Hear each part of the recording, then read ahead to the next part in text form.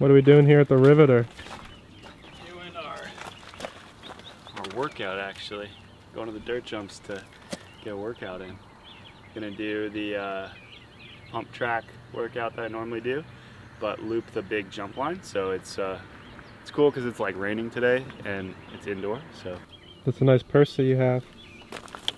yeah, I mean, normally when you go to the dirt jumps, you gotta remember your chest cam, your heart rate strap, Lit Pro. I mean, it's normal. It's my Cabo Yal bag. This one from when we were in Costa Rica. Yo Viste La Lucha.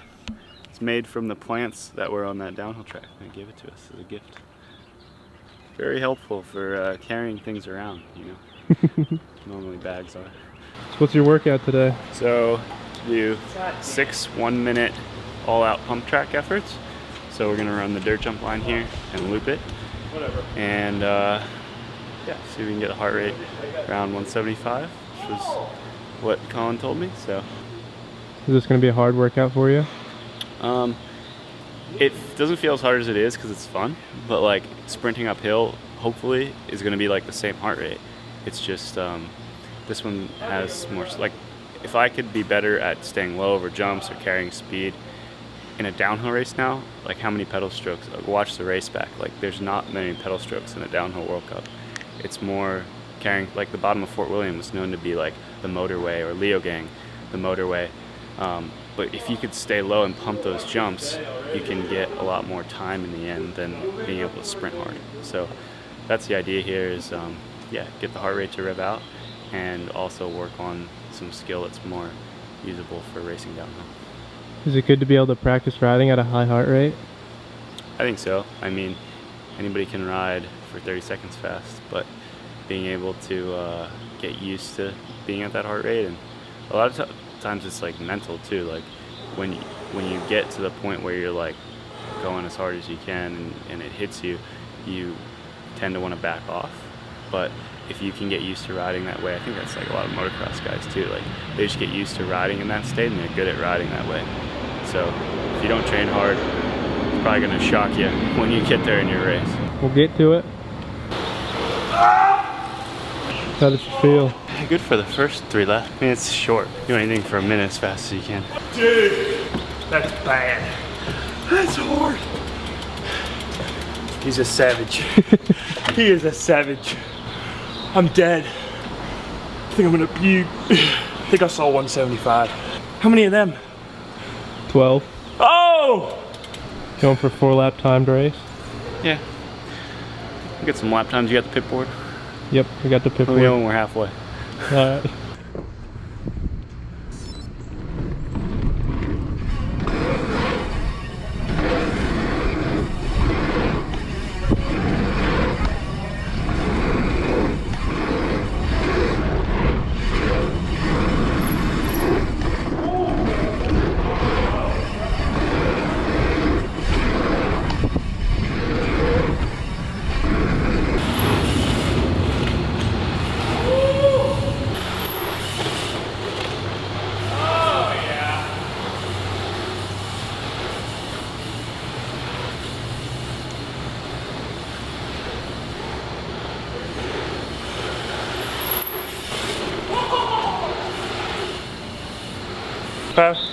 You gotta go, yeah. 55.6. Good lordy, good lordy. Good. Oh!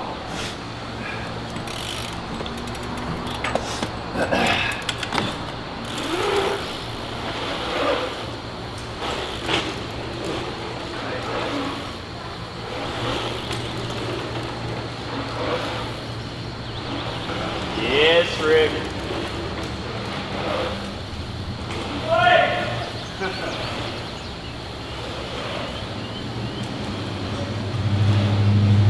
Finish line? Chicken flag. Oh, he's stepped up the game. Oh shit. 55.3. Oh. You gonna beat the time of Walker Shaw? Not a damn try. You don't normally get faster on these, but we'll see.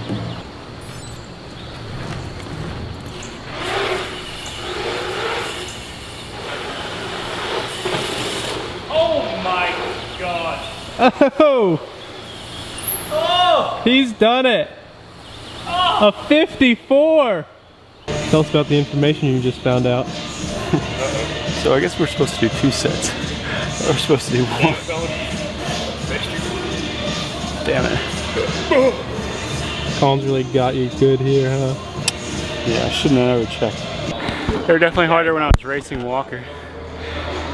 It's like if you try to go 5%, not even, like 1% faster on this track, the jumps being so steep, it like, you put in twice the effort to go 1 second faster. I think it's like almost teach a little racecraft too for downhill, because it's similar when you're riding in any technical terrain. You can, your effort to time benefit isn't always a good ratio. So What kind of bike you ride on the pump track? So this one's pretty cool. I actually had it custom made by my mechanic from YT, Ben Arnott. He works at Chromag, and it's not a Chromag bike, but he designed it and had it welded by a local guy in Canada. So I think they use like Chromag head tube and bottom bracket, like standard stuff like that. But I wanted a bigger bike since I'm always riding a downhill bike. It feels super weird to like jump on a dirt jump bike. They're so tiny and twitchy. So it's probably not like the ideal jump bike because it's so big, but for me, switching back and forth, it works super well. It's 27.5, has a 120 fork. The reach is 450, and I think the chain stay is like still pretty standard, like 410 or something like that, 415. So it's just like a bike that fits me a little better.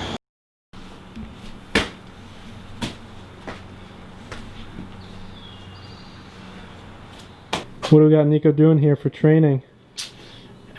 We're getting ready to restart the World Cup, which was delayed, as we all know, and so we're moving into the race prep phase. So lots of anaerobic capacity work, so short, very intense efforts, very short rests between them, often 1-to-1, so minute on, minute off. Goal being to get his heart rate at or above race pace. And then we're using things like pump tracks or other sort of off-road skills to tie in with that to force the skills along with the high heart rates that we see. And then additionally, just about to do some gym work that's going to help accentuate all the fine movements that you see on the bikes. So instead of big movements, squats, deadlifts and such, we're much more focused on core stability, small muscle group movement, fine balance points with off balance maneuvers like balance balls, Bosu balls, things like that. So he's doing short intensity, 1 minute hard effort stuff. Why is he going so short? Right now the goal is to keep them short so we can keep the intensity really high. And then the idea being is that we'll grow the length of those efforts to 2 minutes, 3 minutes, and so on, and gain more time at intensity. But if we start with too long of an interval initially, the intensity will fade as he gets more fatigued. So we'll build up the ability to handle those paces and heart rates while keeping the skills getting pushed. It's pretty important to keep the high heart rate and be real tired, but also doing skills, so not just doing like a trainer workout or something. Right. Right. Yeah, I mean, if you get hurt like some people do and have, then you're stuck on a trainer or road bikes, and you still have to try to train that heart rate curve so that you're working on the right energy system. And then hopefully when you're not injured, you can get back to the skills. But ideally, we try to tie them together since it's a very skill-oriented sport. And then that way they're forced to have to process speed, pressure on the pedals, handlebars, while their heart rate's in their throat, and execute things well. Why you out here in the woods so early? We're doing our trail sprints today. So similar to the intervals we did at the Riveter, these are all out efforts, off-road. Basically like a DIY enduro. Like I pick a trail that's like around 3 minutes, mainly downhill but with some pedaling, and do like as fast as I can runs down it, and it really revs the heart rate out. But it's like doing pre-downhill runs, just a little safer and maybe a little more effort being flatter. So gets me the kind of like heart rate and training that Colin was looking for. Is this one gonna be real hard for you? Yeah, I mean, it's the same. It's like, it's hard, but it's super fun. More fun than, you know, pedaling uphill or something. So it's good. You gotta like be at a high heart rate, but also ride the trail well. So.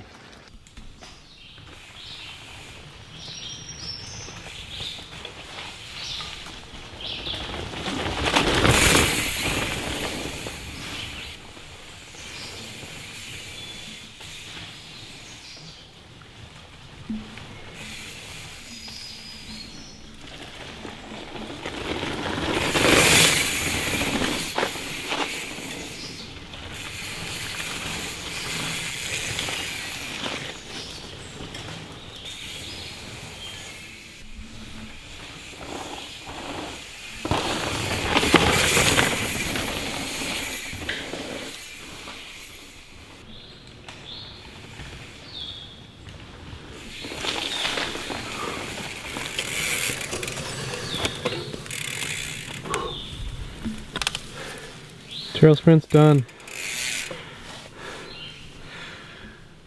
Done for today. How was it? Good. It was yeah, it's fun. It's a little bit greasy, so some of the corners you had to be patient through. And kind of like I was saying with the Riveter, with like racecraft stuff, like I could probably go harder and get a higher heart rate, but the goal is still underlying is to like go as fast as I can from the top of the trail to the bottom of the trail. Like I could ride like a hack and not carry roll speed through the turn and then have to sprint harder out of it, but I'm trying to be as efficient as I can and like whatever I can do to be the fastest from the top to the bottom. So I think that is a defining difference between these and just like doing a max heart rate thing. So I think they're good, and I think it's really cool that with downhill racing you can do such a variety of training. It's not like I'm racing the Tour de France and I gotta ride 8 hours a day on a road bike. It's like pretty standard when you do a sport like that. So for this, it's awesome to be able to do so much different stuff. So you're done training for the week? Yeah, it's Saturday morning, so maybe go give the dirt bike a rip tomorrow, but no more training this week. You do the same workout every week? No, like Colin normally has me do it in phases, so like I'll do 3 weeks of like a certain thing and then take a rest week and then do 3 weeks of something else. So looks like from here to the start of the season, which is like 8 or 10 weeks, 10 weeks maybe, I'll be doing this sort of thing. So doing high intensity, but they'll probably change slightly. As soon as I start getting good at them, I make changes them. Perfect.